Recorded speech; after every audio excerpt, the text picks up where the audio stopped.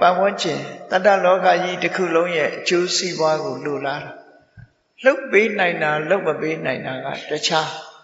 ဘယ်သူ့ကိုမှဒုက္ခမရောက်စေချင်တာကမေတ္တာနော်အဲ့ဒီမှာကိုယ်စိတ်ထဲမှာလူတစုကိုတော့ချမ်းသာစေခြင်းနဲ့လူတစုကိုတော့မုန်းတယ်ဆိုတာမျိုးဟာဒါကိုယ်တရားပြည့်နေပြီလို့သာမှတ်ပြီနော်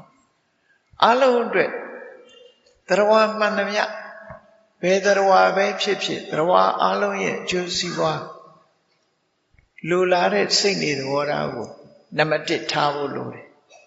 ကိုယ့်ရင်ထဲမှာအမုန်းတရားရှိနေသေးလို့ရှိရင်မေတ္တာဘာဝနာပွားပြီးအမုန်းတရားကိုဖယ်ရှားရမှာဖြစ်တယ်ဒီကနေ့မေတ္တာပို့တာတောင်မှပဲဘုရားဘာသာဝင်သူတော်စင်တွေဟာဘာအတွက်မေတ္တာပွားရတယ်ဆိုတာမသိကြဘူးရှင်းရှင်းလင်းလင်းမသိဘူးလို့ပြောနော်မသိလို့မေတ္တာပွားတယ်ဆိုတာဟာကိုယ့်ရင်ထဲကအမုန်းပြောင်းအောင်လုပ်တာလို့ဆေးတောက်တာနဲ့လာသရံတူတယ်အဲ့ဒီပုံစံနဲ့မဟုတ်ဘဲနဲ့မေတ္တာပွားတာကိုချမ်းသာဖို့လို့ဆိုတဲ့ရည်ရွယ်ချက်နဲ့ပွားနေရင်ဒါလွဲချော်မှုဖြစ်နေတယ်မေတ္တာရဲ့တာခက်လို့ဆိုတဲ့ပြစ်မှတ်ကဘာလဲရှင်ထဲကအမုန်းပဲဖြစ်တယ်အဲ့ဒီရှင်ထဲကအမုန်းကိုပြောင်းအောင်မေတ္တာပွားအဲ့ဒီလိုမဟုတ်လို့ရှိရင်ကိုယ်ရင်ထဲမှာရှိတဲ့အမုန်းတရားကိုပြောင်းအောင်မလုပ်ဘဲနဲ့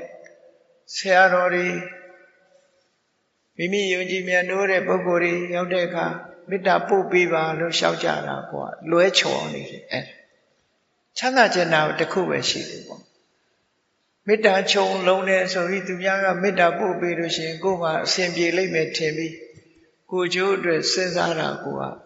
ဒါကမှန်ကန်မှုမရှိဘူးပေါ့အဲ့တော့မေတ္တာပွားတယ်ဆိုတာကိုတိတိကျကျဘုရားရဲ့အဆုံးအမတိုင်းမှတ်သားထားမယ်ဆိုရင်မေတ္တာဘာဝေတ္တပါဒေါသတပါဟနာယလို့သူတို့ဆိုတယ်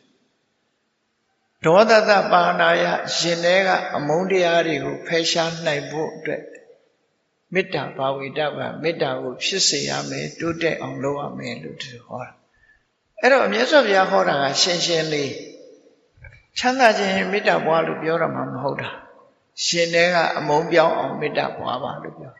အဲ့တော့လူတိုင်းကလုပ်ရမှာဒီအလုံးပေါ်မှာအကျိုးစီးပွားလိုလားတဲ့စိတ်ဓာတ်ကိုတိဆောက်နိုင်ဖို့အတွက်မေတ္တာကိုပွား